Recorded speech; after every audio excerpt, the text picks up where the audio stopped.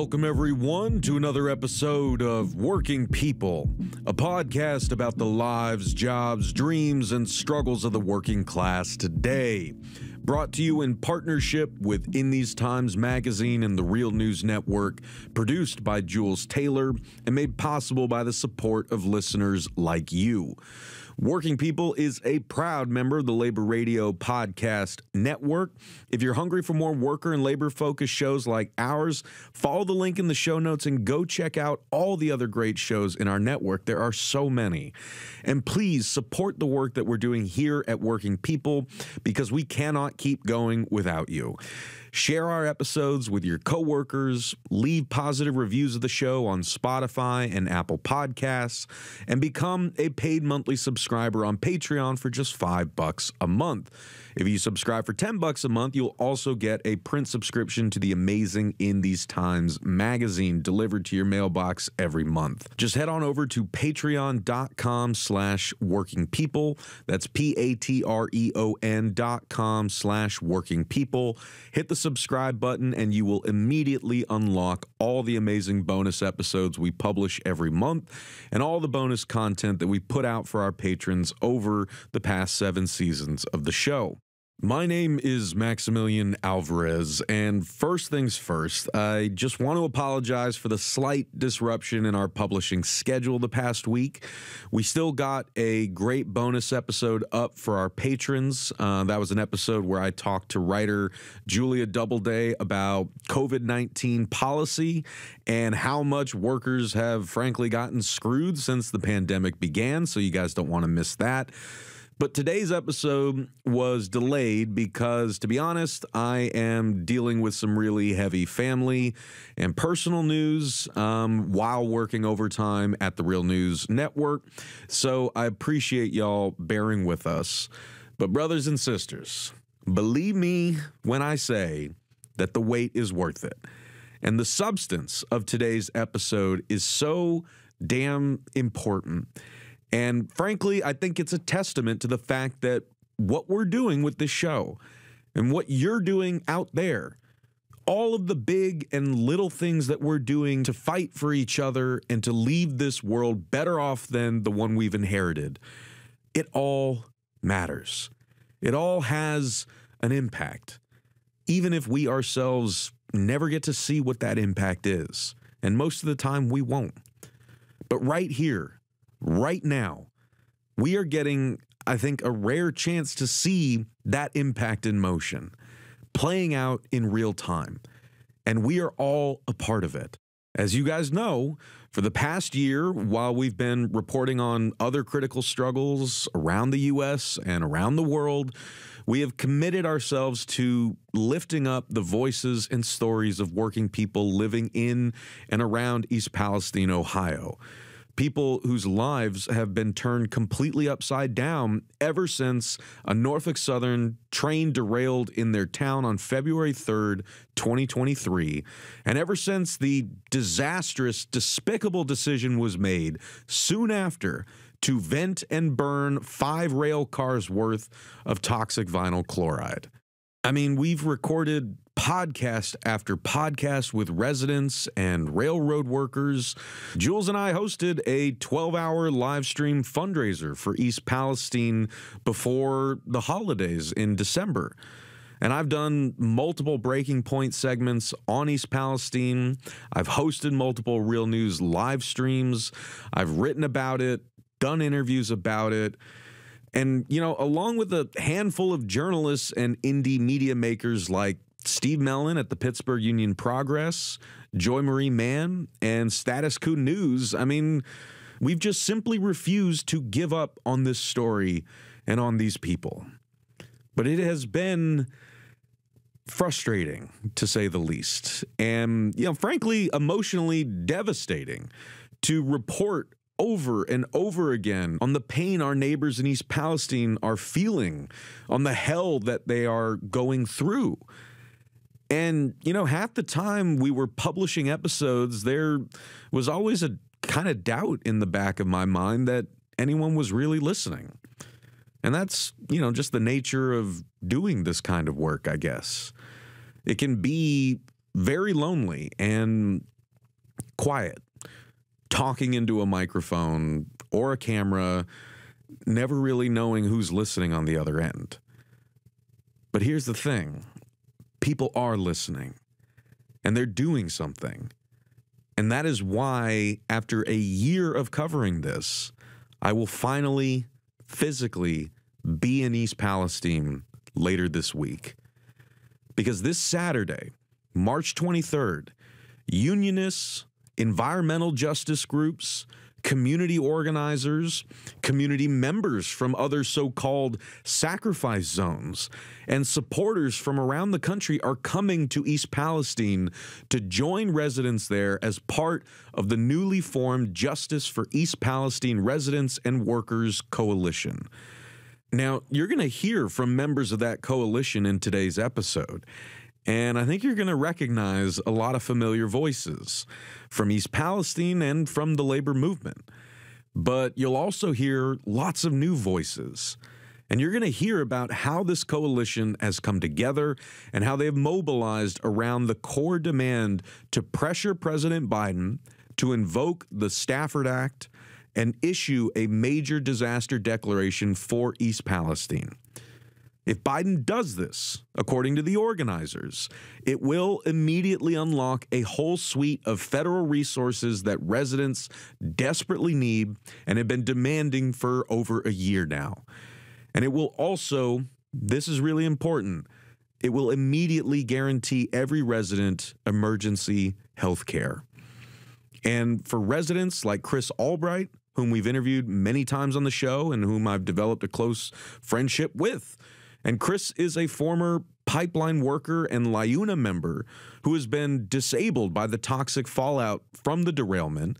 He is now experiencing severe heart failure. He can't work, and he has subsequently lost his health benefits at the worst possible time. This is a matter of life and death for him, and we are, frankly, racing against the clock. But that is why we do what we do. This is why we are all here. On Working People at The Real News, we don't just report on the many, many injustices that our fellow workers face in this corporate dystopia we call a society. We report and we keep reporting until people get justice. We report and we keep reporting to give people like you what you need to get involved in the struggle for something better, to stay committed to that struggle, and to be part of the solution. Because, like the residents of East Palestine, we know that the change we need and the world we deserve will not simply be handed to us from companies like Norfolk Southern, and it's sure as hell not going to be handed to us by the feckless government officials enabling their corporate destruction. We have to band together as a class to force the issue and make it happen ourselves. And more people in more parts of the country are beginning to realize this. And I think the Justice for East Palestine Residents and Workers Coalition shows that they understand what needs to be done. And they're out there doing it. If you want to be part of that coalition, if you want to join us in East Palestine this weekend, if you want to endorse or donate to the event through any organizations that you are a part of, then you are needed. The main event will be an organizing and informational conference in the East Palestine Park, which is going to take place from noon to 5 p.m. on the 23rd. And like I said, I will be there filming for The Real News. But, the very fact that we're going to have fighters for justice from around the country there physically in East Palestine together, standing side by side with residents, that is special. And we need to make the most of it. We need to keep connecting our struggles and keep building this kind of working class power, because this is the way forward. And we've included info in the show notes about how you can connect with the Justice for East Palestine Residents and Workers Coalition, register for the event, and all that good stuff. So check out the information in the show notes to this episode right now. And just on a final note, You know, even though this is an exciting and an important development that we have all been fighting and hoping for over the past year, and even though it is a rare ray of hope in a really dark and dismal time in our world, the real work is only just beginning. We need you to help us get the word out. We need you to be part of this. Listen, I don't know for sure how big the event on Saturday will be. I don't know for sure whether or not the Justice for East Palestine Residents and Workers Coalition will achieve its primary goal of getting Biden to declare East Palestine a federal disaster, because that depends on us. What comes next depends on what we all do next. A better world is possible. Stand with East Palestine.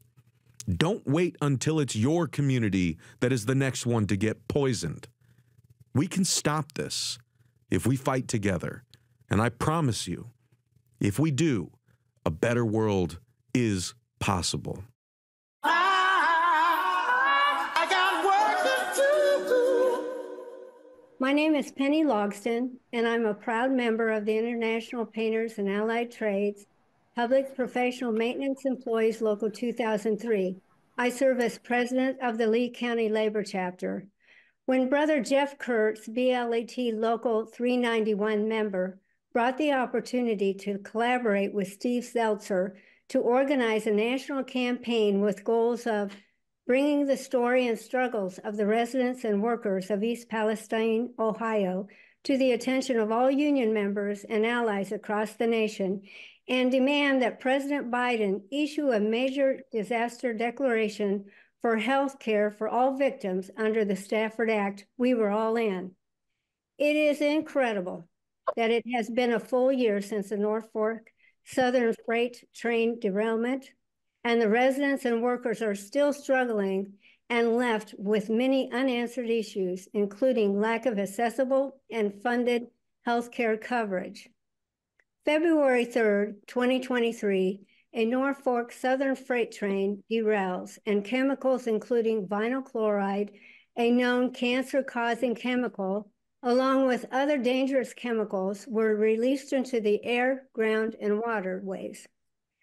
Today, we will learn from outstanding panel speakers about the consequences the residents and workers are facing, how this catastrophic derailment causing issues have been addressed by the Norfolk Southern Railroad CEOs, EPA, the U.S. Senate, the National Transportation Safety Board, and others. Today, we are letting our union brothers and sisters know that they are not alone nor forgotten. Through our union brothers and sisters' solidarity, we will demand justice and dignity. We will bring the solution to the forefront, just as our union brothers and sisters always do, and we will not quit until our work in East Palestine, Ohio is complete. It is my pleasure and honor to introduce my co-host, Steve Seltzer. He is a longtime labor community activist and leader in the fight for justice. He is the producer of Worker Week Radio and Pacifica. Thank you, Penny, and thanks for really being an important part of helping to bring this movement together and of working people, union, non-union, all working people and their families to fight for justice. That's what we're really talking about. And as you said, I've been a labor journalist for decades on radio and TV. I do documentaries on Halfway to Hell, the workers and unions that built the Golden Gate Bridge. Actually, I did a document with Danny Glover, who did the narration on it. So I've been covering the issue of health and safety, injured workers, workers' comp, workers fighting for health care in this country, and covering as well the disaster, man-made catastrophe in East Palestine. And I think that the lesson of this struggle, one of the lessons, is that we really don't have any real regulatory oversight and protection And these agencies, EPA and OSHA and Department of Transportation, that should be doing the inspections, that should be protecting us, have failed or been captured by the very companies they're supposed to regulate. That's been my experience. But when I found out that, and we'll have some of Chris Albright, were some of the workers there, community people, were not getting health care. I believe that we need to find a way to get health care to them. It's an issue, a human rights issue. It's not only a resident or worker issue, it's a human rights issue. So we found out about this Stafford Act and the fact that it can be used to declare an area a mass casualty incident. And under that act, everyone, the residents and workers in the community, will get health care. And if we can do that, I think that that's an important thing. So that's really the focus of our committee, which is called Justice for East Palestine Residents and Workers. And in order to do that, we need a united front. We need to bring working people together, community people, residents, and the labor movement as a whole. And we found out a few days ago that President Biden will be coming, after a year, he's going to be coming to East Palestine. So we feel that this is an opportunity for us to really put the heat on to get him to declare East Palestine a emergency mass casualty site when he arrives in East Palestine, and let people know that they're going to be able to get health care. I mean, I have interviewed many workers, their families, and the most frightening thing is if you're sick and you're ill, your kids are ill, and you don't have health care. That's a tremendous stressful thing, and it's something we have to fight for. Everyone should have health care as a human right, but I think if we can start with East Palestine and get health care for the residents, community, and workers, that would be a big step forward in my mind. So without further ado, we can introduce our guests, our panelists, and the first one is Chris Albright. Chris is a member of LIUNA 1058 and is a resident of East Palestine, a half mile from the accident, and also he was a pipeline worker, and he and his family have been contaminated, and he's fighting to protect them and protect the other people in the community. So welcome, Chris. I'm definitely glad to be here, and I definitely applaud everybody for joining this.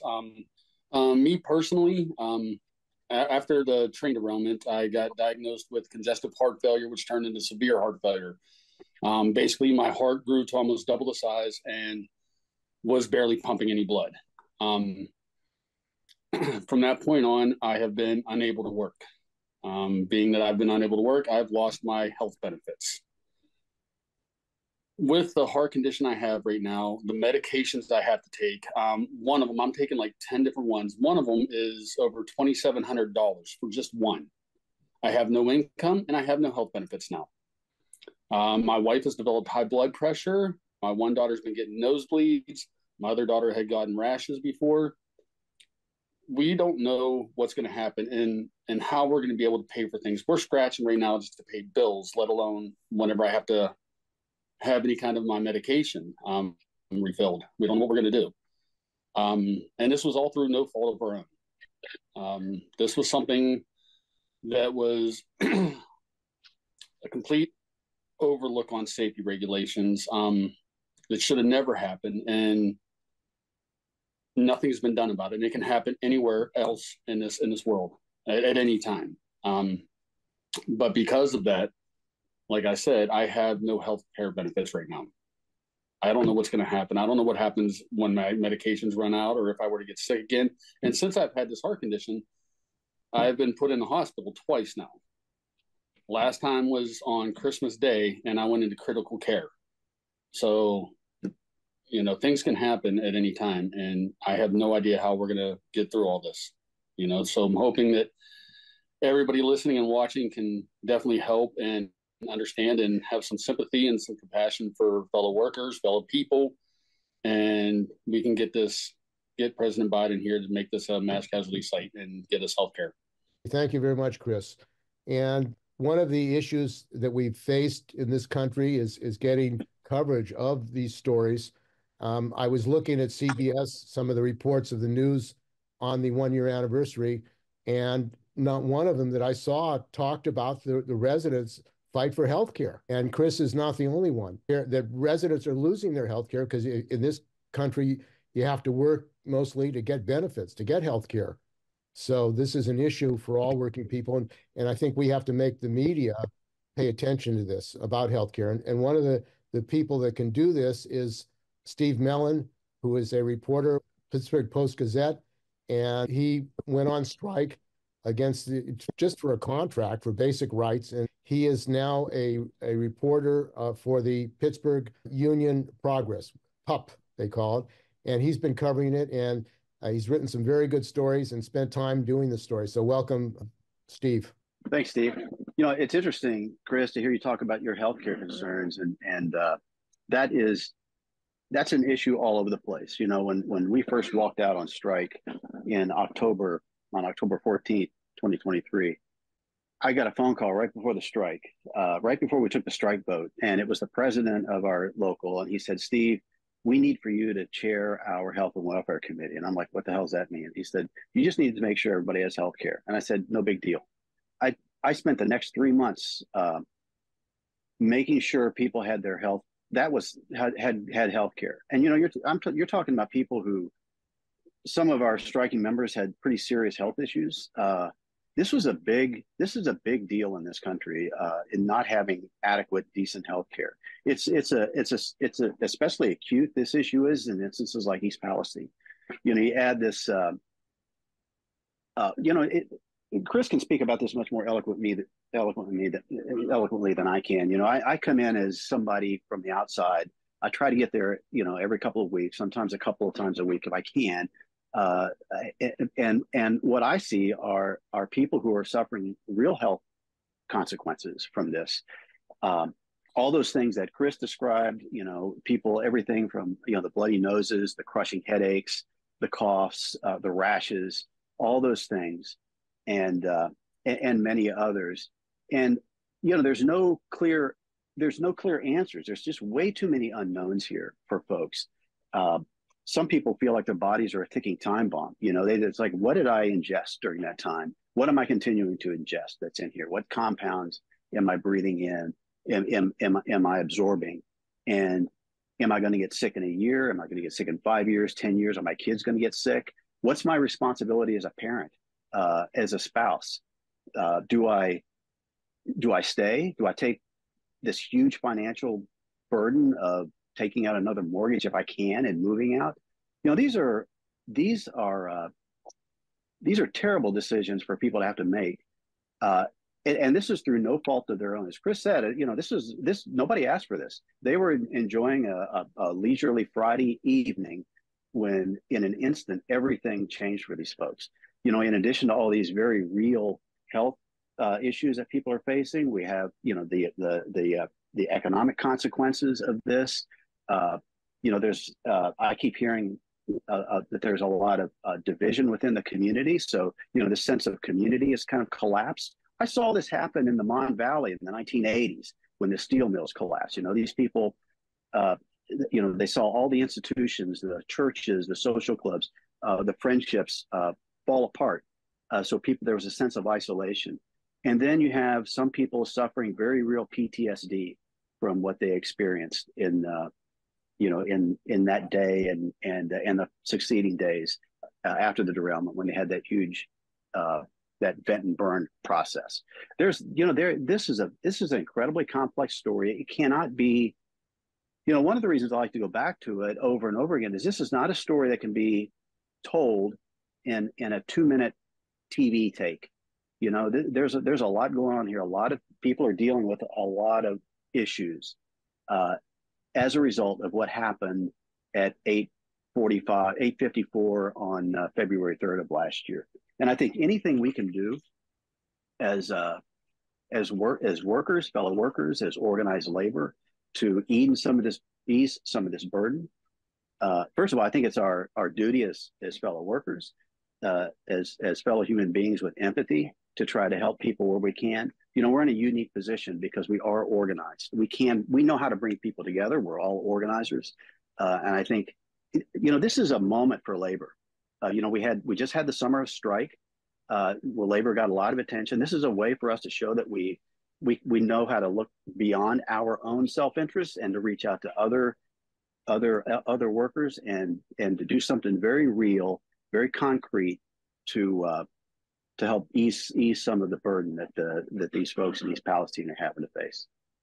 Yeah, I want to thank you very much, Steve, and everyone should go to the Pittsburgh Press Union Progress, PUP, and look at his articles. And they, despite having being on a shoestring, they're still covering the story. And we're going to try to get the labor movement to support that strike newspaper so people can get the real stories out.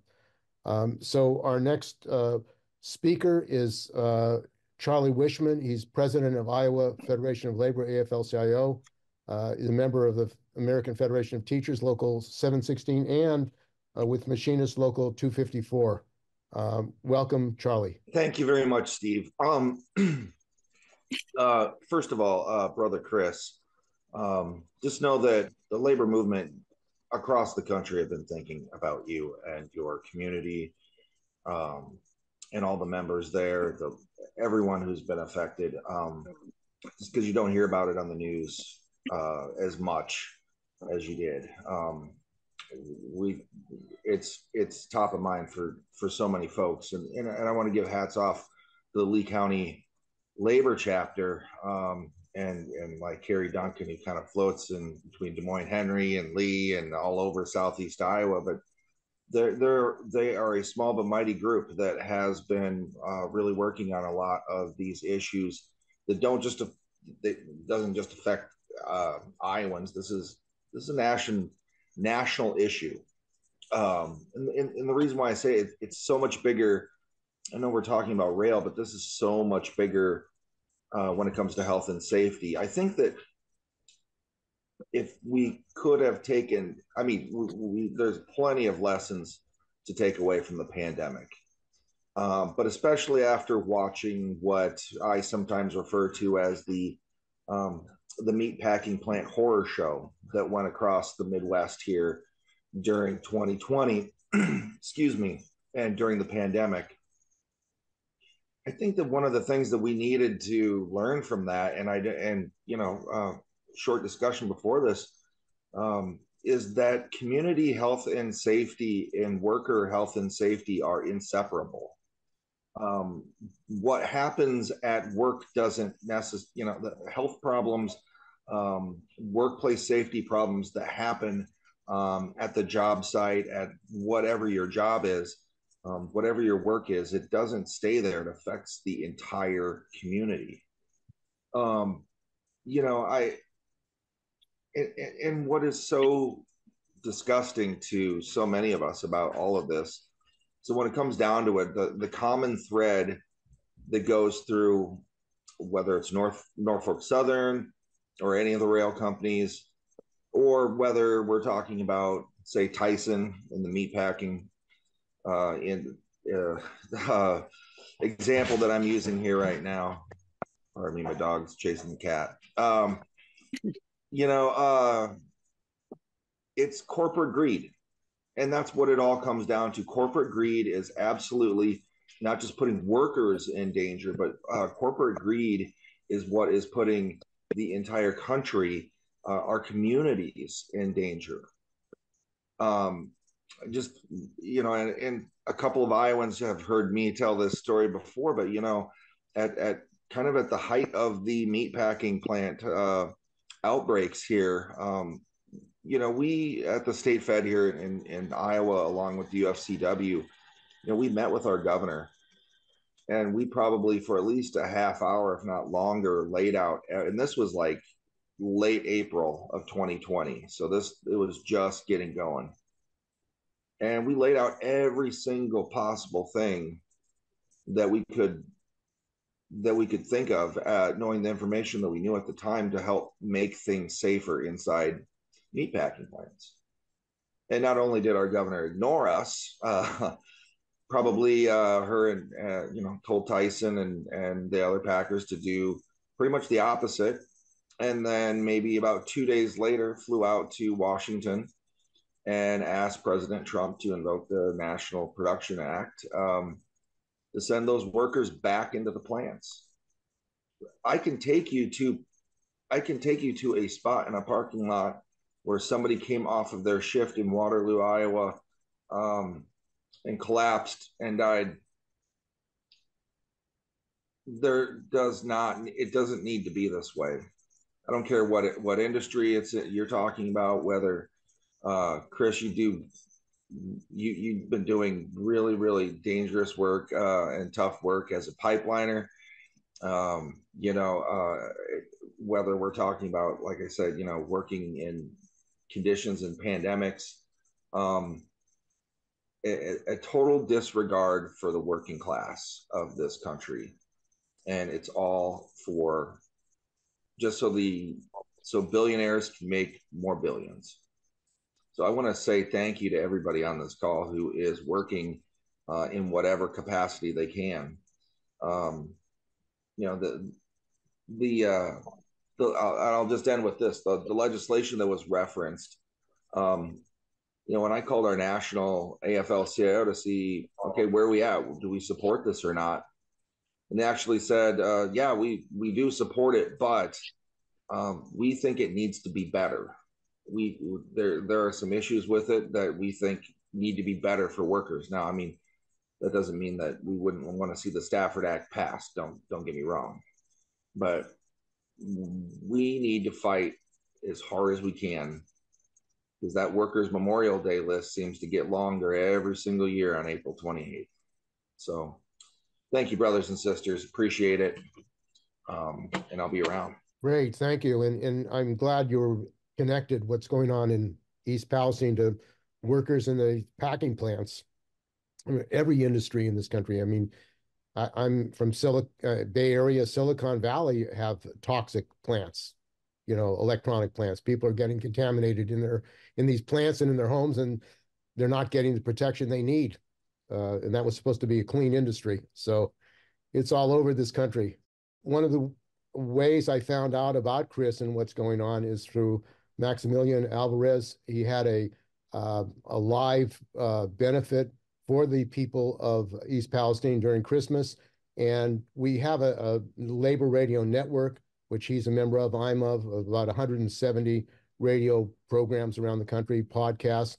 And he is fighting for getting the word out to working people about labor, working issues, union issues. And we have to build a movement, a labor media movement, and Max has been involved in that. So thanks for joining us, Max, and participating in this. Really appreciate it. Thank you so much, Steve, for bringing us all together. Everyone here, for all the work that you've done to bring us together. It's a real honor to be here, and I am still in COVID quarantine, so apologies if I'm not at the top of my game, but I'm feeling a lot of things right now because, like all of you, this is very personal to me. I think I have a lot to say, but I'll try to kind of condense it into just a couple minutes here because I want to be gracious to everyone.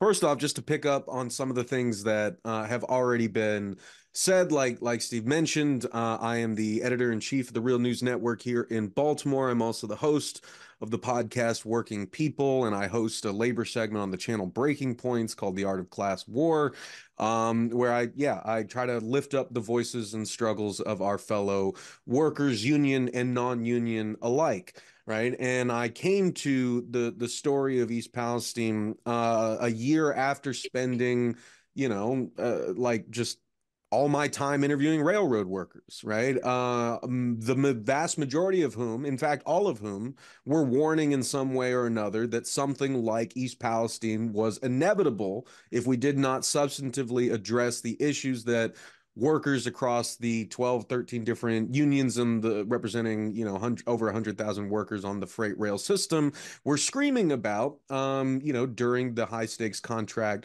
fight that was mentioned earlier.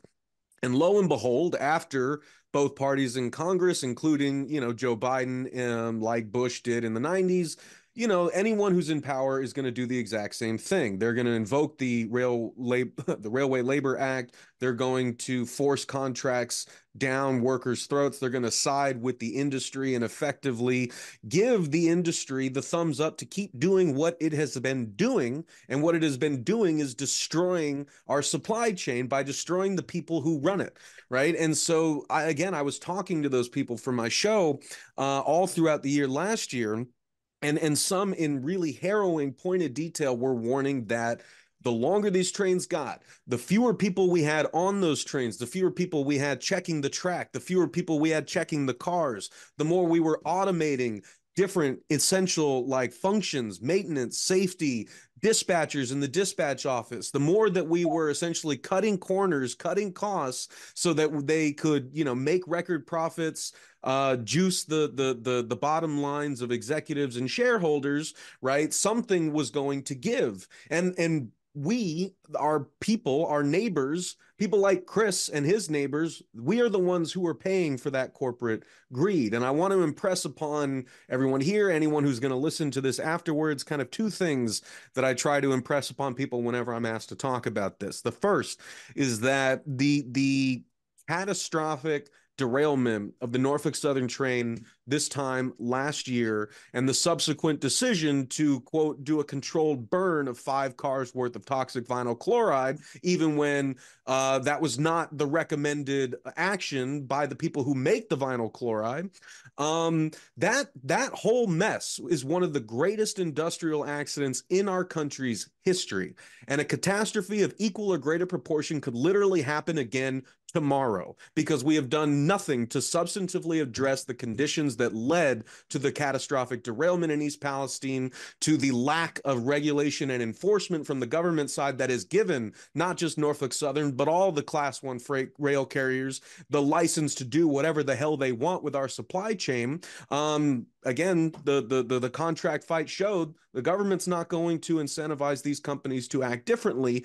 So we got to be the ones to force their hand. So that's the first thing. This could happen again tomorrow. We haven't done shit, pardon my French, to really address the root causes. The Railway Labor Act has gone nowhere, even though a number of politicians have made political hay out of it. And then when it recedes from the news, once again, it gets dropped. Meanwhile, families like the Albrights are boiling in this hell that they have been left with, that they did not ask for, that they had nothing to do with, and the country has forgotten about them. This is supposed to be the greatest country on earth, and this is what we do to our people. This is what we do to our neighbors. We abandon them. We just draw a circle around them and say, this is a sacrifice zone now. You could stay here and die and get cancer and watch your town slowly die. Or if you have enough money, you can move, but we're not going to do anything to help you.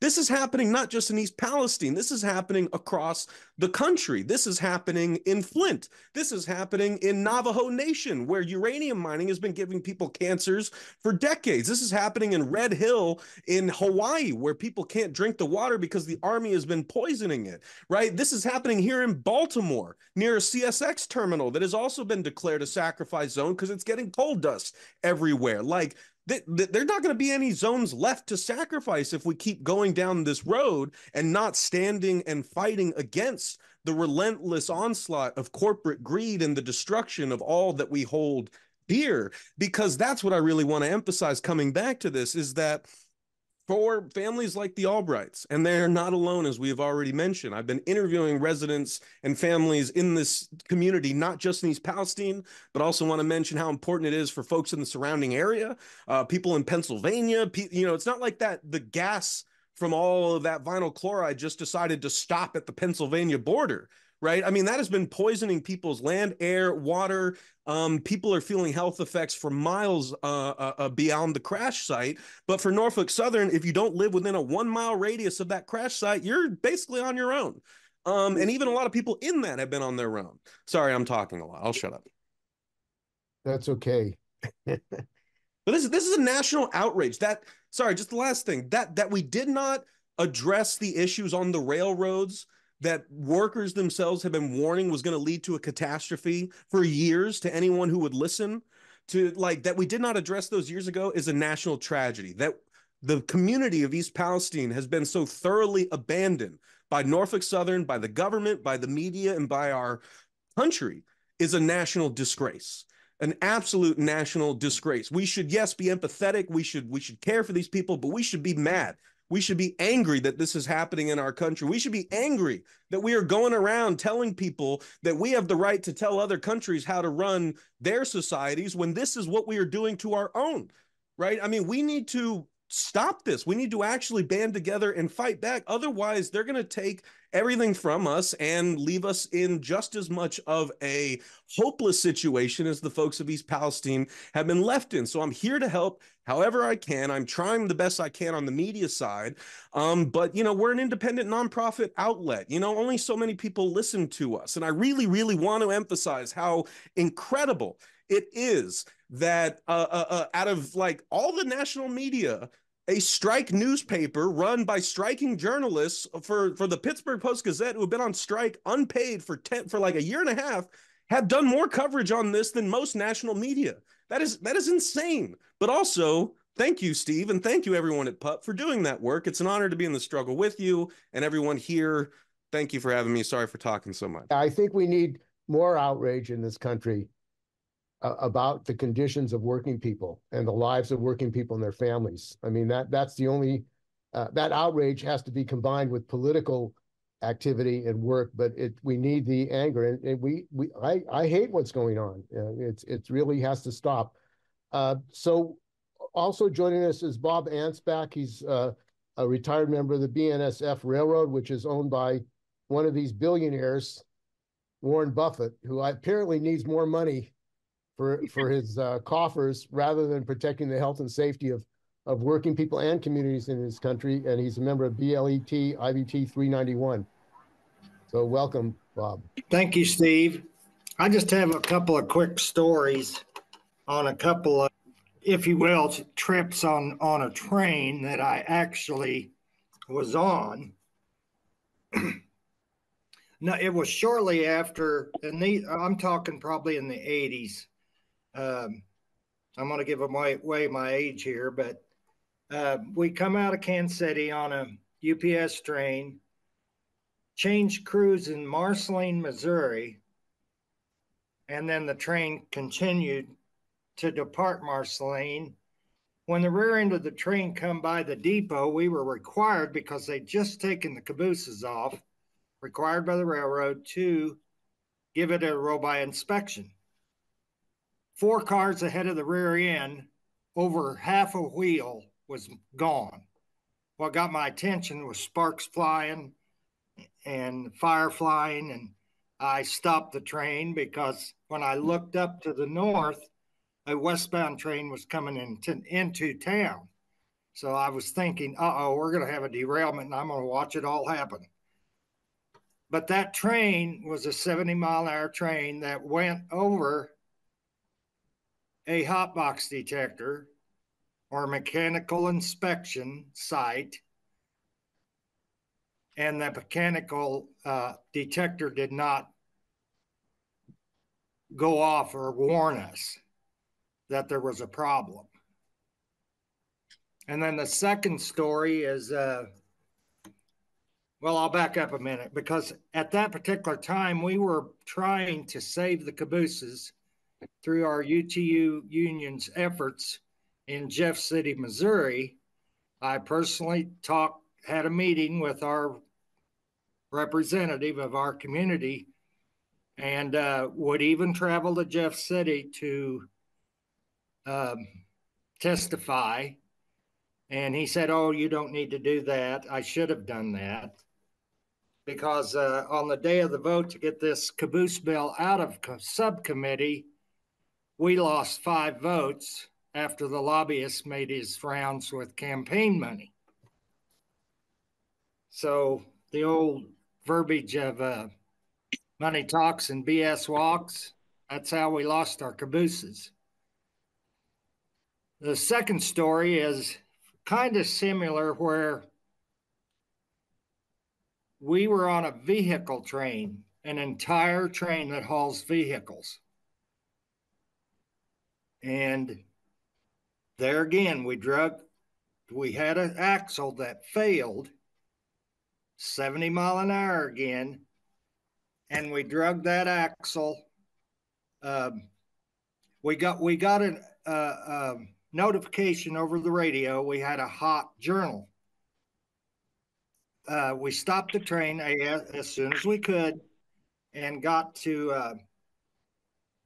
it stopped so we didn't block the city of Carrollton, Missouri, Main Street, and 15 cars back.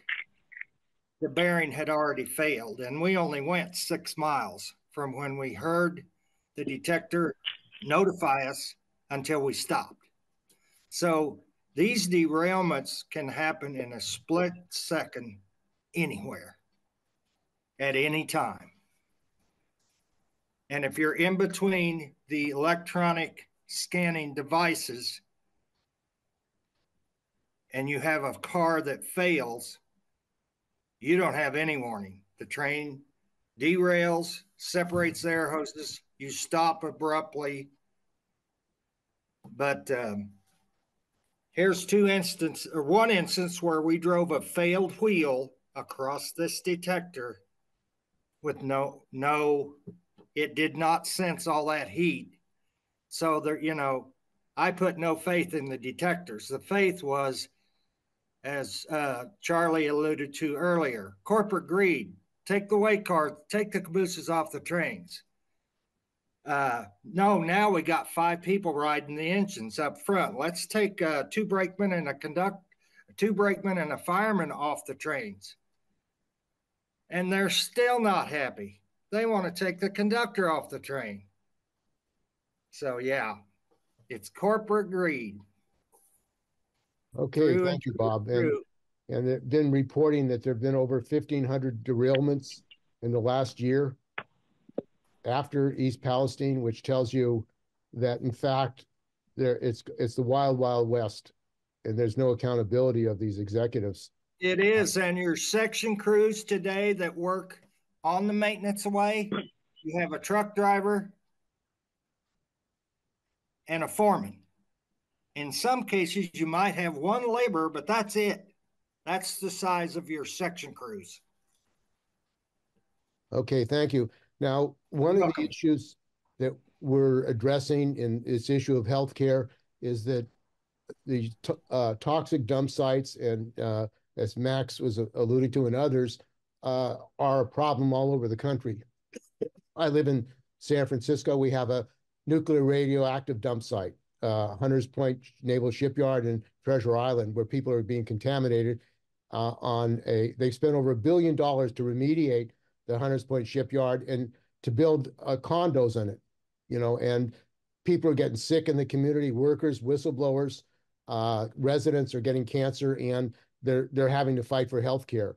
And the same situation is going on in Ohio, where there are many other toxic dump sites and radioactive dump sites. And joining us is Vina Colley. She's was an OCAW electrician, and she's co-founder of the National Nuclear Workers for Justice and president of the Portsmouth Piketown Residents for Environmental Safety and Security. Welcome, Vina. Thank you for having me. We've been here for 30-some years and still not getting recognitions from our politicians. When they come to town, they have a meeting, they go on the plant site, the Portsmouth Gas and Diffusion Plant, which is a DOE, Department of Energy, and a DOD, Department of Defense site. We had OSHA and we have NIOSH, but they're not on site. And actually, they don't have NIOSH or OSHA. They just go by their rules. So it's the government watching theirself. It's the fox watching the hens. And NRC, they claim they have nuclear regulatory status, but they do not have any way to do any testing on radioactive components. Piketon has been declared #1 in the state of Ohio for cancer. Joe Mangano did 2 studies here. He said that we are the worst site that he has seen, that he's been to in his 40 years of research. The media, we can't get the media to come here because they're so far away. We're 100 miles away from the main media, like Columbus and Cincinnati, and the local media. Maybe they report stuff on every 2 days in a week now. We don't have a regular media here. Piketon, I found out that we had plutonium at Piketon, and in 1999, we broke the story that we had plutonium. And so that's when the workers' compensation bill come in of 2000. And if you have, and the government's admitted, if you have one of these 22 cancers, then you will get compensated. Piketon is an SEC site, which means a spatial exposure cohort site. We're not supposed to have to prove our exposures because they destroyed our records. They never kept records, and they never tested us. And so they're not supposed to fight us if we have one of these 22 cancers and some of these toxic chemical illnesses, but they continue to fight the workers today. And this bill has been in effect since 2000. They treat us as if we're human guinea pigs. We broke every story with the company documents, and they still deny their own reports. We had a school that was shut down here off of 32, 2 miles from the plant on the west side. They shut the school down. They're building a new school for the kids, and we have 3 or 4 other schools around this community that has never been tested. I have an air monitor. I work with Dr. Ketterer, and we're taking samples. And I have an air monitor, and this air monitor has picked up uranium-236, which comes from the plant. You couldn't get that someplace else. And so I've been doing this for 35 years. There's just no end to it. The EPA are supposed to be taking split samples from the company. And what that means is the EPA does not take samples. They don't have any way to test these samples. The company gives them this paperwork, and they go by whatever the company gives them in the paperwork.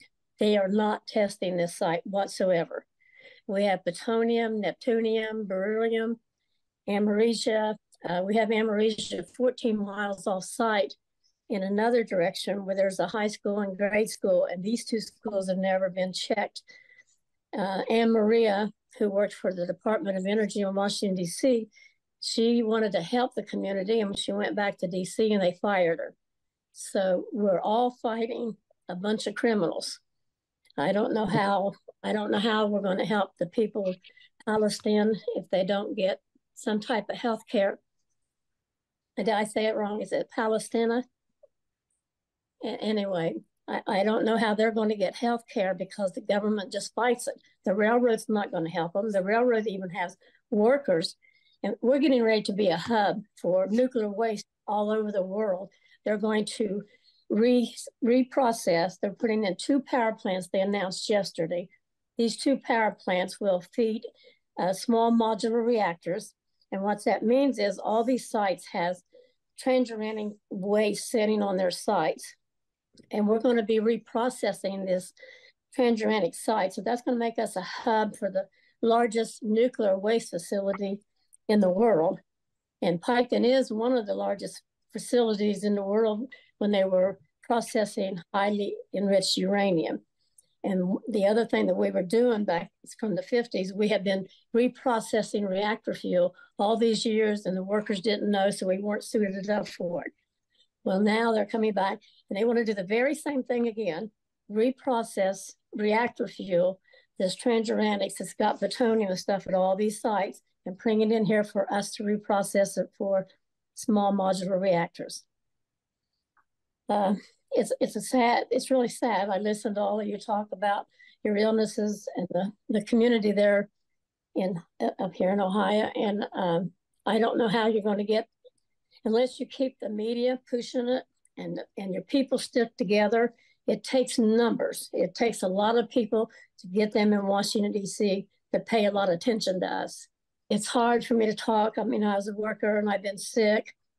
I was a healthy worker, and like, I think it was Chris maybe, I never had any problems whatsoever. Now I have congested heart failure, digital heart failure, chronic beryllium disease, chronic bronchitis, neuropathy, you name it, I have it now. And so I struggle every day with my health issues, and I do the best I can. And I help a lot of these workers who are having trouble to getting their claims through. But I don't know. I don't have the answer, because I know with our struggle, unless you can keep people working together and fighting, it's not going to work. Hopefully you can get these people compensated and make your representatives pay attention, keep it in the media, keep it going. And I don't know if you would be able to get any insurance or anything through the Social Security and the welfare, the SNAP program, and Medicaid or not. I know it's hard to get it because you probably still own your own home. If you own your own home, then you're not eligible for any of this stuff. And the government don't care about you. Okay, well, thank you, Lena. And obviously, that's another issue that has been left out of the media around East Palestine, and that is Ohio. There are many toxic dump sites, many sites where people are getting sick. And this is a government site, so it's not just a private employer, it's the government itself is bringing in radioactive material and poisoning people and their families, their children, and they're not getting protected. So this is an issue for all the people of Ohio and obviously all the people of this country. So our next speaker is Carrie Duncan. She's with the Lee County Labor Chapter Vice President. She's with the IAM, International Association of Machinists and Aerospace Workers, Local 1010 Machinist Production Chief Shop Steward. So welcome. It's an honor to be here with all of you today. We've started a spark that's going to lead to a fire of assistance to these people to bring awareness. Our country, our people face many battles throughout their lifetime. Our people in this country should not be facing these battles alone. It is time that people in our country and the country's leadership comes to the mutual aid for all of the people and workers of whom have been adversely affected by mass casualty, such as the East Palestine train derailment site, where residents and workers should be granted health care, full coverage, given freely by our federal government as a human right to be taken care of since this horrific tragedy 1 year ago tonight. 1 second, 1 moment, all the residents in East Palestine, Ohio, had their lives forever changed. Our country, our people, face many battles throughout their lifetime. Our people in this country should not be facing these battles alone. It is time that people in our country and the country's leadership come to the mutual aid for all the people and the workers of whom have been adversely affected by mass casualty, such as the East Palestine residents and workers. They should be granted health care now, full coverage, given freely by our federal government. It's a human right to be taken care of since this horrific tragedy that occurred 1 year ago tonight. 1 second, 1 moment. All of the residents in East Palestine, Ohio, had their lives forever changed. And a tragedy such as this could happen elsewhere at any time along the railroad tracks across the United States of America. Corporate greed has no compassion. The workers of whom were called upon to clean up the horrendous mess were not even given the proper personal protective equipment to protect themselves from acquiring long-term health issues. This is a travesty. This is 2023 we were talking. This country's leadership needs to be taking care of its people. For we are called the United States of America. We call for them to be accountable now. Why is the leadership not hearkening to the call of distress for the residents and workers in East Palestine, Ohio? Are they a forgotten people by their elected leadership in this country? When our brothers and sisters in our country are in need of support, we rise to the call. No matter how many miles may separate us. For you see, there is no amount of distance that will lessen the compassion in our hearts, nor weaken the thoughts of hope in our minds to prevent us from reaching out and helping humankind. We are the labor movement in the United States of America, where we assist people and workers down in the valleys to rise up to the mountaintop again. It is just and right that we do so, just as our forefathers did so many years ago, to enhance the lives of residents and workers and their families in villages, towns, and cities everywhere. We ask that you take a few moments in your lives today to reflect upon what has been witnessed during these discussions, and hoping that you will pass along to others the spark that has kindled the fire in our hearts to bring awareness to our leadership in this country for the residents and workers of East Palestine, Ohio. All of us working together can achieve the impossible to become possible.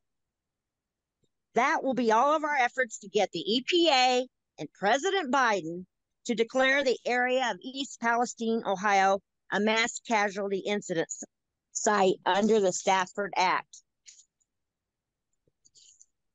This would allow all residents and workers who were sickened to get health care coverage from the government. An injury to one is an injury to all. That is our motto that labor lives by. We live it and we breathe it. We're here for you. And with that being said, your people and the workers in East Palestine, Ohio, are our people. My name is Penny Logston. I am president of the Lee County Labor Chapter. I'm a proud member of the International Painters and Allied Trades Public Professional and Maintenance Employees Local 2003. On January 4th, 2024, during our Lee County Labor Chapter meeting, when Brother Jeff Kurtz brought the opportunity to collaborate with Steve Zeltzer and Chris Albright to organize a national campaign with goals of bringing the story and struggles of the residents and workers of East Palestine, Ohio, to the attention of all union members and allies across the nation to demand health care for our union brothers and sisters, their families, and all victims, we said, count us in. Friday, February 3rd, 2023 at 8:55 p.m., a Norfolk Southern freight train pulling more than 150 cars derailed, including 36 tanker cars carrying vinyl chloride, a known cancer-causing chemical. Sunday, February 5th, 2023, there was a mandatory evacuation warning, residents of potential toxic gas release. They were told to evacuate now, because if you need help later, we will not come back to help you. Monday, February 6, 2023, after the catastrophic derailment, responders conducted a controlled burn, which released hydrogen chloride and phosgene into the air, ground, and water. Phosgene is a colorless gas. Exposure may cause irritation to the eyes, dry, burning throat, vomiting, cough, foamy sputum, breathing difficulties, and chest pains, to name a few. These are especially dangerous to little lungs. Wednesday, February 8th, 2023, a mandatory evacuation order was lifted after air and water samples taken the day before were deemed safe, officials said. Friday, February 10th, 2023, ABC reported the EPA reported in a letter to the Norfolk Southern that vinyl chloride and other toxic chemicals were released during the incident and have been detected in samples from several creeks near the derailment site. Monday, February 13, 2023, in an open letter, Norfolk Southern Railroad President and CEO Alan Shaw stated that the company was committing $1 million to a community support fund as a down payment on its contribution to rebuilding the village. Quote, "I hear you, we hear you," Shaw said. Quote, "My simple answer is that we are here and will stay here for as long as it takes to ensure your safety and East Palestine recover and thrive," unquote.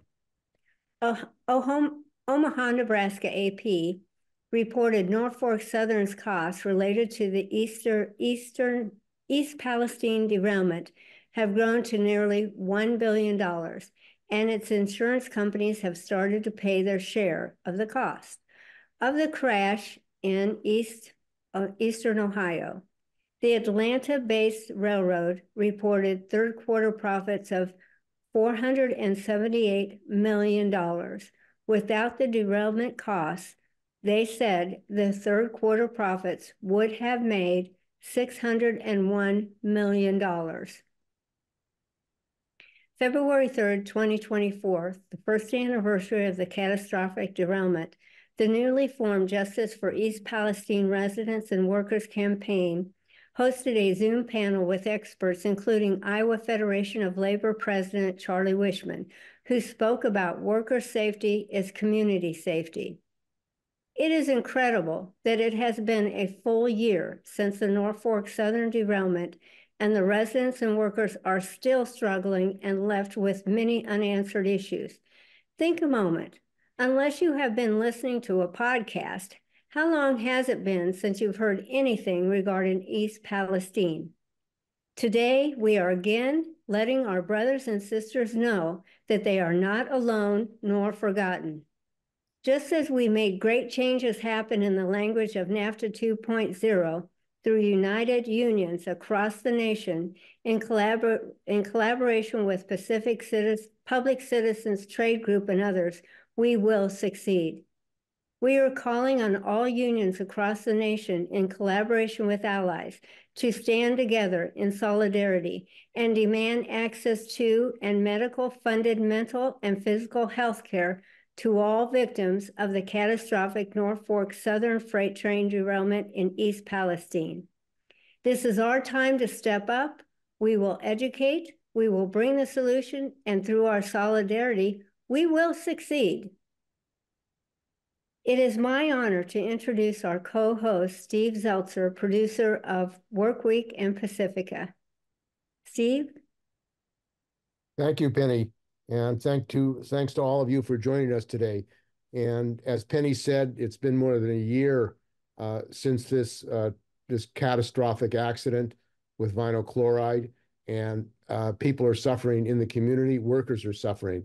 And that's why we formed this campaign to really take up this issue, not just in East Palestine, but nationally.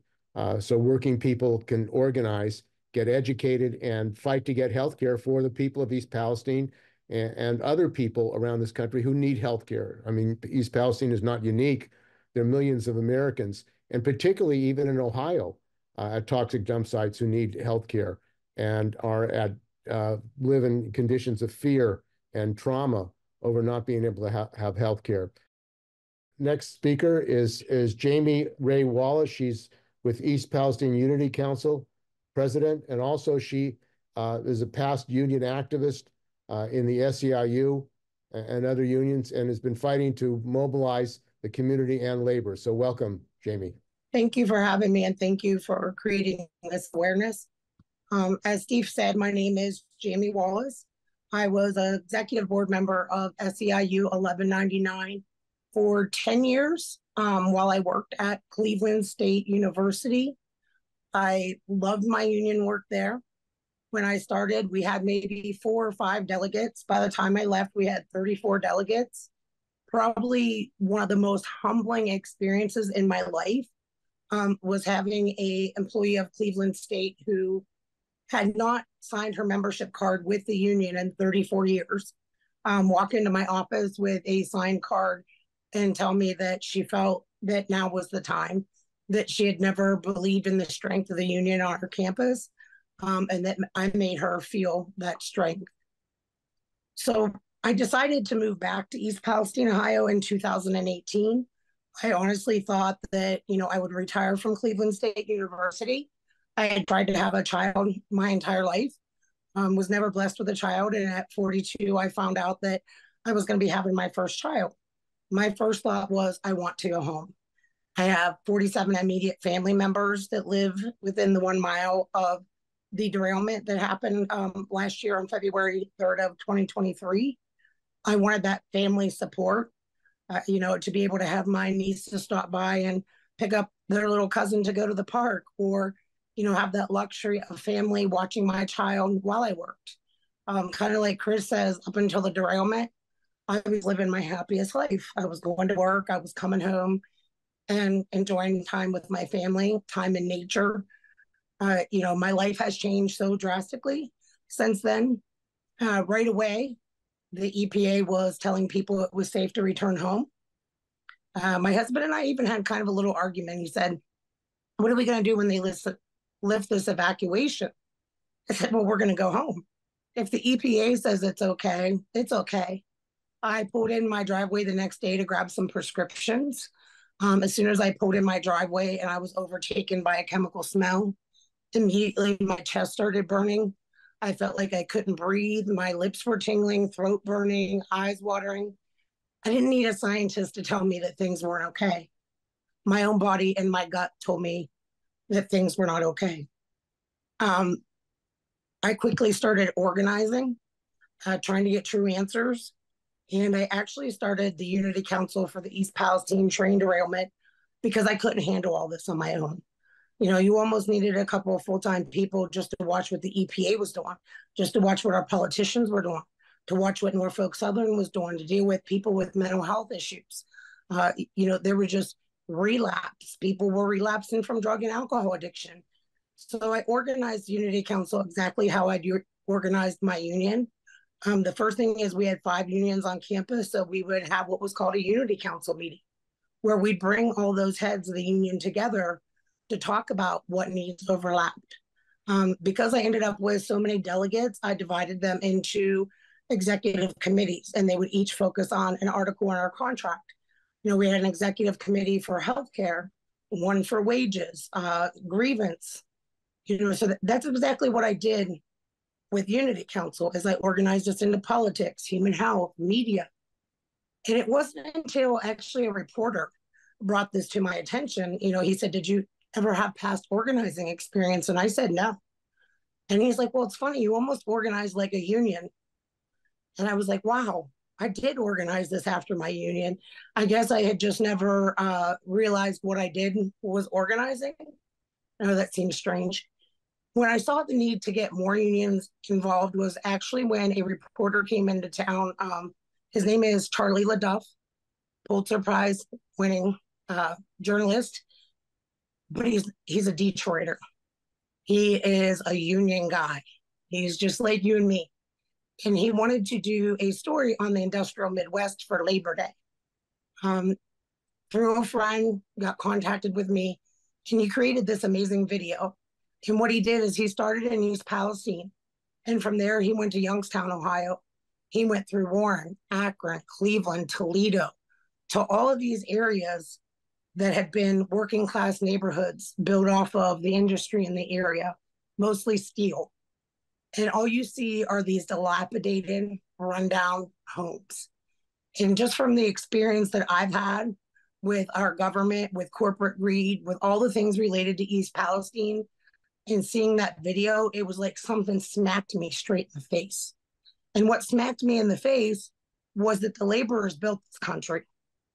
We built this country with our blood, our sweat, our tears, those of our ancestors. And this great country that we built is now being controlled by money and corporate greed. Our government are doing things that I don't feel like any red-blooded American would be okay with or accept. And now that it's this far into the hands of money, I mean, that's what it all comes down to. All of our issues come down to, them trying to save on costs. How do you take that back? East Palestine can't take that back. Individual unions can't take that back. But I strongly believe that if all the workers in America come together, we'll get what we need. The workers in East Palestine were exposed to chemicals. Norfolk Southern did not want them wearing PPE because it gave the appearance that something was wrong. OSHA came in and helped those workers. But if you look at the industrial jobs across the country, 4 days ago, my niece's husband passed at 31 years old. He had liver cancer. And it didn't hit me until I read his obituary that ever since he was 18 years old, he had been working at the same place, and it was a supervisor. It was a plastic factory. Never before would I have thought twice about seeing that. But the first thing I thought was, could he have possibly been exposed to something? When you look at the working class people, these young men, young women that they're putting into these positions, they're doing it because they have families to take care of. My stepdad, now 60 years old, union bricklayer his whole life, they used to walk in and take asbestos out of places with no PPE. But he was also making $60 an hour and had a family to feed. We shouldn't have to sacrifice our lives to make a living in the United States of America.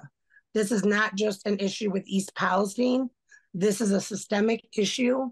This could happen tomorrow in any one of your backyards, and you would be treated the same way that we're being treated.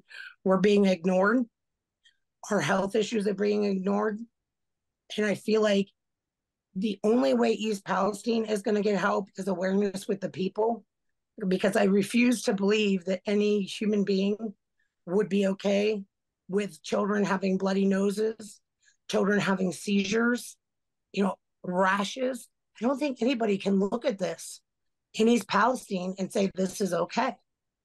So I appreciate you for creating this awareness today and allowing me to speak. Thank you, Jamie. And this is an issue for the people, the residents and workers of East Palestine, but all the people of America, really, who face this kind of danger in their communities. One other point I wanted to make is I live in San Francisco, but we have a radioactive dump site there, Hunters Point and Treasure Island, which are former Navy military bases where they train people on how to survive a nuclear war.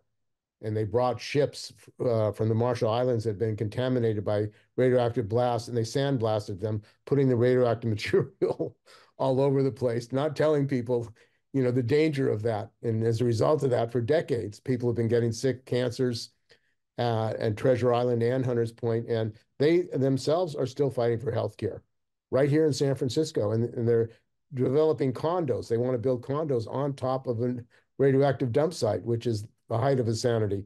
So it's just one more quick thing, if I could, Steve. Sure. Even the people that have health insurance now in East Palestine, the thing that we're fighting with is most health insurances will not cover chemical testing.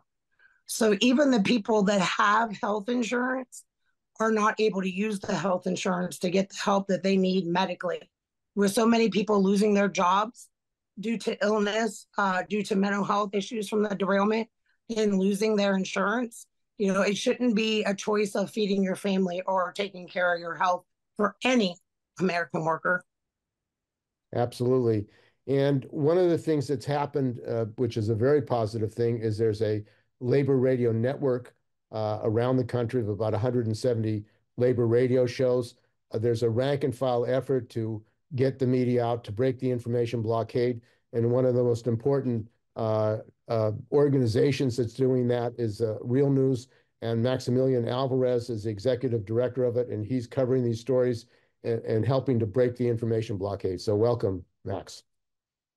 Thank you, brother. Thank you, Penny. Thank you, everyone, for making this happen. It's a real honor to be here amongst all of you warriors, love warriors, as Brother Cornell West would say.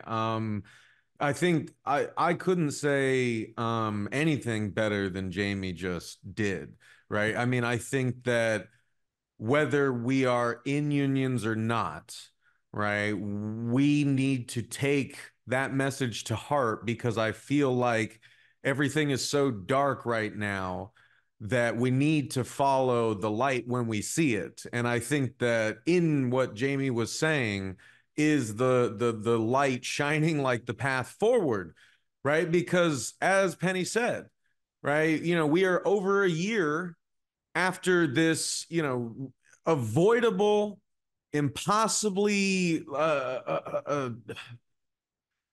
reckless, destructive thing that happened to these people who did not ask for it, did not cause it, like did not bear any responsibility whatsoever, but have borne all of the costs of corporate greed and government negligence, and just a complete inability on the side of our public officials to actually stay committed to something and follow through for the people who are electing them to do so, right? I mean, long enough to at least like push through some stronger regulations or anything, like besides just sort of dropping the issue, maybe coming back to East Palestine a year later to say, you're welcome for delivering on everything, goodbye.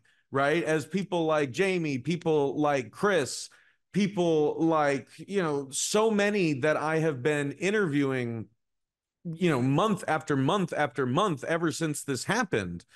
And as Jamie was saying, like, there is simply no way that you can look at what's happening here and talk to folks living in and around East Palestine, as we all have been doing, and as I've been doing at the Real News the past year. There's no way you could have a heart and do that work and then just say, okay, good luck, bye. That's why, like, even if like I'm still trying to get people to actually watch and listen to the stuff we're putting out, I'm not going to stop doing it until we like get some justice here, until these people get more help. Right. And I felt the same way about the railroad workers I was interviewing the year prior to that, throughout the whole contract fight. Right? When no one cared about the issue, when it was months before anyone was even hinting that there may be a railroad shutdown, a strike, or a lockout, I was there talking to people like Jeff Kurtz on this call. I was there talking to conductors, to engineers, to signalmen, to carmen, to dispatchers, to all the folks who make the railroads happen, who were screaming that they too were getting beaten down and run into the ground by these greedy companies for the sake of their corporate profits and massive, shareholder dividends, right? And they were warning me time and time again that something like this was going to happen inevitably, because you can't keep cutting staff, cutting costs, cutting corners, automating everything that you think you can, removing all the layers of protection that were put there to prevent catastrophes like East Palestine, but that, like these Wall Street brain diseased executives and shareholders, like all they see is like parts to be stripped for short-term profits, even if we are the ones, working people living in places like East Palestine, who are going to bear the long-term costs. And that's what I really want to underscore here is, like, as Jamie said, I feel like, we're all in unique positions to sort of see what she's saying about how this is not just a one-off thing in East Palestine. This is happening in so many areas. It's happening in San Francisco, Steve. It's happening here in Baltimore, right? In whole swaths of the city that have just been sucked dry and of any investment over the past century, of places like Curtis Bay that are being sacrificed for because coal dust from the CSX terminal is getting everywhere and in people's lungs, right? But it's not just that. As I mentioned on the last time we did this call, right? It's in places like Flint, it's in places like Jackson, it's in places like Navajo Nation in Puerto Rico. It's everywhere. Like, it's like everything's being slowly digested by these oligarchs who are draining everything they can before what they know is coming actually gets here, because this is just a prelude to what they've got in store for all of us as the planet heats up, as wildfires burn more of our, the places we live, and the Gulf, the waters rise and we have to recede. Like,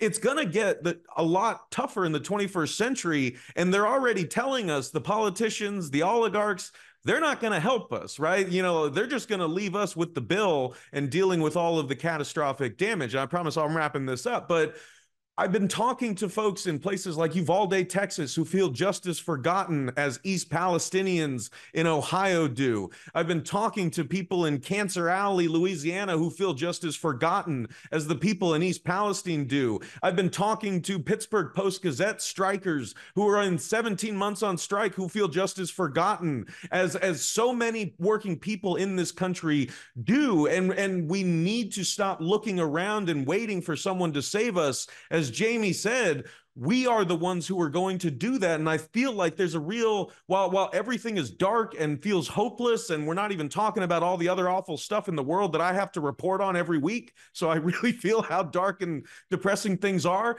But I tell you right now, I'm inspired because I am on this call, because I see labor and community members coming together. I see different unions like coming together and saying like, hey, this is that moment in the movie, right? This is the Avengers part where it's just like, we're facing a great evil and we are facing really dire conditions that are only going to get worse if we keep waiting for someone else to come save us, or if we keep trying to fight him on our own. We can't take on Norfolk Southern on our own, let alone the rest of these pieces of shit who are destroying our planet and ruining our economy and our community, so on and so forth. But if we band together, if we bring our struggles together, if we build solidarity together through common struggle around the things that matter, like life and family and community and the right to free, the right to live free lives where we can meaningfully pursue our happiness and not be poisoned by the very companies that are buying off the politicians to not do anything about it. What I'm saying is that this is our Avengers moment, and everyone has a superpower to bring to the table, whether it's Jamie bringing those old organizing tactics to her community, or people like Chris using his powerful voice to keep spreading this story, or people like Jeff using his abilities to just say his talkative Iowa-ness, and he's like, I want to put cool people together and bring us all together. Steve, Penny, it's like, this is it. It's only going to get worse. I cannot promise that we're going to win any of these fights, but if we don't fight, I promise you we will lose. And this is what the fight it has to look like. So thank you. I cede the floor. Thank you, Max. And the exciting thing is workers are coming together in this country. Workers are learning the lessons. And that's what we have to expand. There's no way of getting around that. Education and unity are key to make changes. And we're going to do that. And nothing can stop us. So that's very important. We can win. And working people have won the gains in this country by organizing, by educating, and by mobilizing. And that's what we're talking about doing here. So our next speaker is going to be Jeff Kurtz. And Jeff is a railroad worker was with BNSF, owned by Warren Buffett, this guy, billionaire who owns a lot of companies in this country and around the world. And, one of the things about the billionaires, they're not held accountable. If a railroad worker makes a mistake, they get canned, they get fired, they even get criminally charged, as they were in Canada in an accident. But it seems that the billionaires who own these companies that are stripping them of health and safety, they're never criminally prosecuted for the damage that they do to people that is now killing and causing cancer in East Palestine. He's a member of the BMW which is part of the Teamsters Union, and has been taking up this fight for health and safety for the railroad workers and to protect communities all over this country who are the recipients of a disaster because of the lack of health and safety protection on the railroad. So welcome, Jeff. You're muted. Oh, can you hear me now? We can hear you. Okay. Okay. And Max, you'd do a lot better if you had a little bit of passion. That's all I've got to say. Max and I were together on Wednesday. We ate supper together, and one of the things we talked about was cooperation versus capitalism. And so after that conversation, I've been thinking about this a lot. We have a mutual friend, Max mentioned Curtis Bay. There's a woman down there by the name of Nikki Fabricant that teaches at Towson, isn't it? Yeah. And so I called her yesterday and I said, you know, you would probably have the most access of anybody that I know to people that have actually studied how cooperation works. So she sent me a couple of links that I'm going to get. I'm going to do some research on, but it's how we can get together, how we can cooperate. We are separated by people like Warren Buffett, like the hedge fund operators that come in and buy up these railroads. These people can find something that maybe affects us 1% of the time or doesn't affect us at all, but gets people all riled up and divides us. And it keeps us divided so that we can't get together and cooperate and fight something like this. I mean, we all know how bad this is, but it's just these petty differences that keep us from getting together. So that is one of the things, hopefully within this next week, I'm going to be looking at what Nikki sent me. Nikki will be coming. She informed me. In fact, she was there. I don't see Chris. Chris is not on with us anymore, is he? Oh, okay. Yeah, Nikki and a couple of people that she knew went to East Palestine and met with people last weekend. So I think I think we're going to have a really fine representation of people that we can begin this process of cooperation and begin fighting these people. You know, like Max said, maybe we won't win, but we certainly aren't going to win if we don't at least try to fight them. So, and one thing I want to say about the railroads, NS in particular, what people don't understand is the thing that happened in East Palestine has happened time and time again since East Palestine. The only thing is, it happens in places we've been lucky, we've dodged a bullet. It happens in places where we haven't had population centers, but we have actually had more derailments since East Palestine than we had before East Palestine.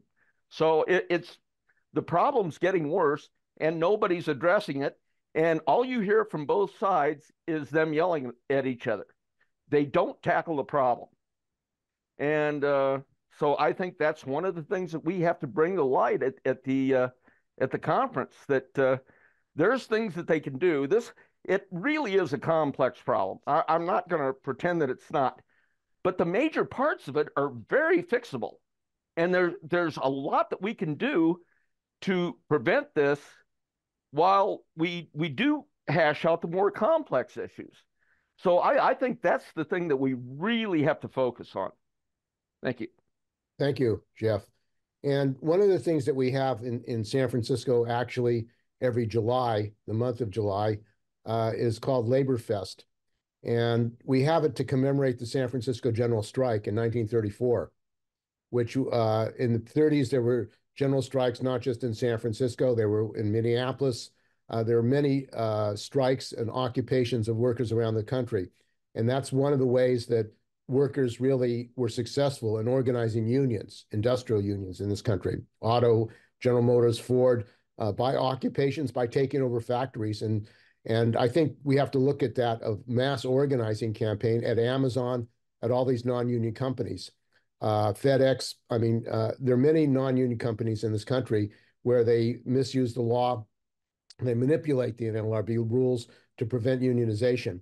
And one of the people that we had come out to Labor Fest was Mike Stout from Pittsburgh, because he is a leading labor troubadour and has been organizing around these issues, worker rights, from the steel mills to environmental issues, and uniting working people. So why don't you talk about this struggle, Mike, and how we have to build it up nationally and internationally?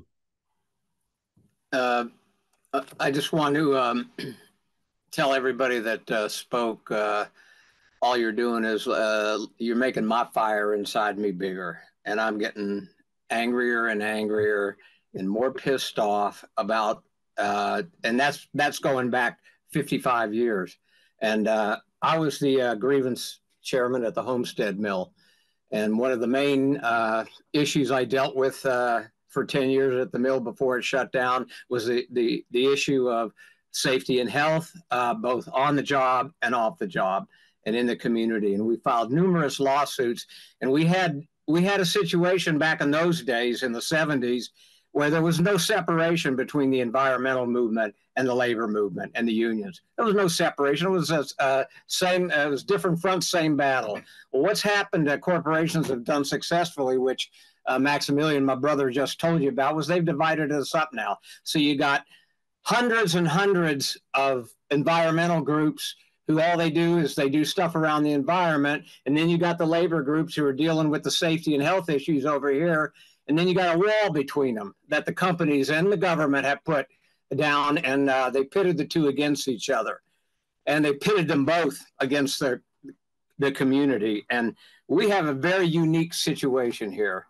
We have a situation where I've been doing this safety and health stuff, for environmental stuff, for a long time, for many decades. And for those of you who don't know, Steve said I'm a singer-songwriter for 12 years, 13 years in a row. I actually was tasked and wrote a safety and health song for the Allegheny County Labor Council for Workers' Memorial Day every year on April 28th. And what I can tell you is what the brother just said, I want to amplify, because every year, every single year in the United States, somewhere between 5,000 and 6,000 workers die on the job. And that's not even counting the ones like in East Palestine that die off the job from cancer and whatever diseases that these manufacturing processes cause. And we have a very situation here. I wrote a song one time. I said, well, you know, people got all riled up when 3,000 people, as they should have, died on 9/11. Why aren't we getting riled up when that many or more workers die every single year and nobody holds these corporations accountable? And I think what I'd like to see happen is I would really like this conference to be geared. You know, it's one thing to get the troops whipped up. It's another thing then to do something about it. And a lot of us have been dealing with this stuff for many, many years. And we've gone down a lot of rabbit holes and a lot of dead end roads because I think what we need, which Penny and others have so eloquently stated, is we need solidarity. And we need to come together as a group. And by a group, I mean communities, I mean labor, unions, and I mean the environmental groups. There is no separation in East Palestine. All those issues are right there on Main Street, all in the same place, and there can be no walls put up. And I would like to propose to this group several things. I really hope that on top of educating and entertaining at this March 23rd gathering, that we see this as an organizing conference, that we put our heads together and figure out how we're going to get out of this morass. And by this morass, I mean not just what everybody's talking to about the issues going on, but the fact that we are all siloed. Everybody is siloed and separated into all these different little struggles. They're all important, but we never come together for the big one. And I think East Palestine gives us the opportunity to come together for the big one. It puts all the disasters and all the diseases and all the struggles in one pot. And I think we've got a golden opportunity to take that pot and take it across America and hold these corporations accountable. And I would really like to suggest, secondly, is that my experience in these struggles is, there's a lot of people say, well, you always got to do it from the bottom up. And I agree with that 100%. And that's what I've been doing most of my life. But that doesn't mean you don't also deal with the top down. And I'd like to suggest that we get a group of East Palestinian citizens that have been affected by this and people from this group. And we demand a meeting with the state AFL-CIOs in Pennsylvania and Ohio, and that we go right to the head of the AFL-CIO in Washington, D.C. and plead our case. And I defy these union officials to offer any excuses or any reason why this struggle can't be taken up and blasted out across this country. I don't know anybody in the United States of America that's going to stand for this if they find out what's going on, number one. And number two, I want to say this. There's not hardly anybody in the United States that's not affected or going to be affected by this directly. I have, we call them the bomb trains, the black trains, cars, that are painted and they have the chemicals and what's inside them. I have those train tracks right behind my house.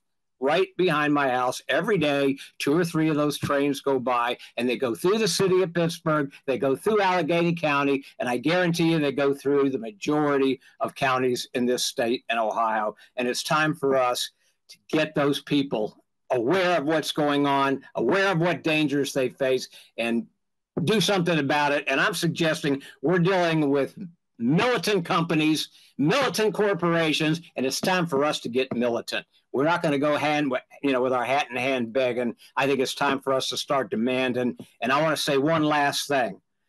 I spend a lot of time, and I told this to Steve. I belong to an environmental group called the Isaac Walton League, and we're not a liberal environmental group. We're a conservation group, and most of our chapters across the country are rural, and most of the people I deal with are rural. And when my wife and I go on trips, we take long trips and we stay in small towns and stay at bed and breakfast. And we've talked to people in probably 25 or 30 towns in just the last month or two. And I want to tell you, everybody on this call, people in this country are pissed off that we're pouring billions of dollars into wars with no end in sight, pouring billions of dollars, bailing banks out, and we can't put money up to bail these people out, our own people in the United States, our own people next door, our own people down the block. And I think it's high time that we organize those people and that anger into action.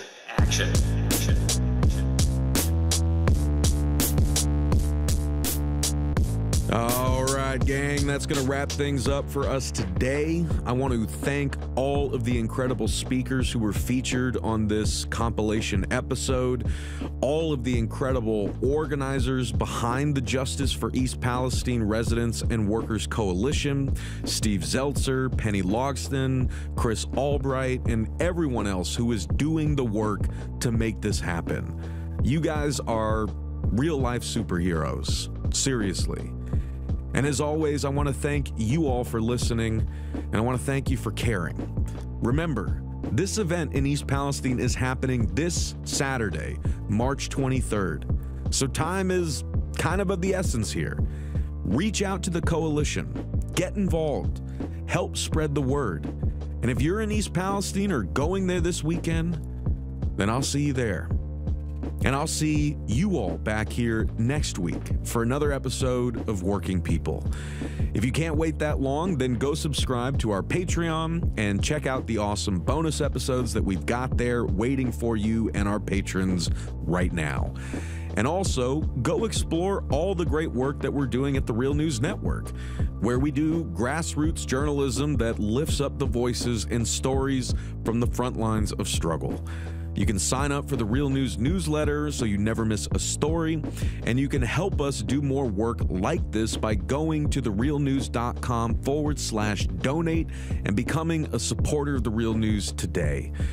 I'm Maximilian Alvarez. Take care of yourselves. Take care of each other. Solidarity forever.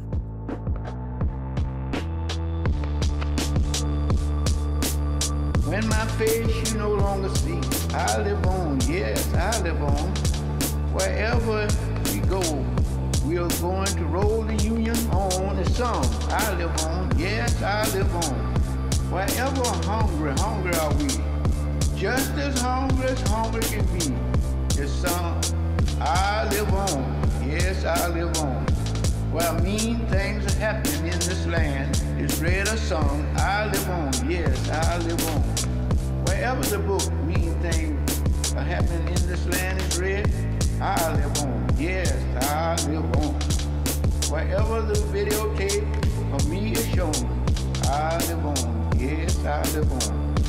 If I have help to make this a better world to live in, I'll live on, yes, I'll live on. When my body is silent and in some lonesome grave, I live on, yes, I live on.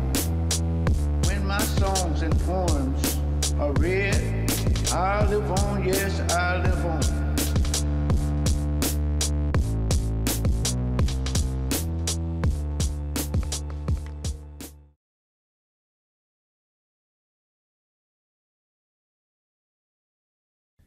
Thank you so much for watching The Real News Network, where we lift up the voices, stories, and struggles that you care about most. And we need your help to keep doing this work. So please, tap your screen now, subscribe, and donate to The Real News Network. Solidarity forever.